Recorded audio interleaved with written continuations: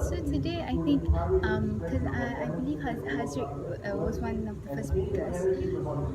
He brought in very positive energy. He teaches you about positivity and how responding positively just changes the whole outlook. Because when I came in to the talk, I was quite apprehensive. Like I didn't, I was quite okay. Betul ke? Can it work? And surprisingly, after his talk, I felt very refreshed. So yeah, very good talk by Haziq on creativity. Will I recommend Haziq? Absolutely.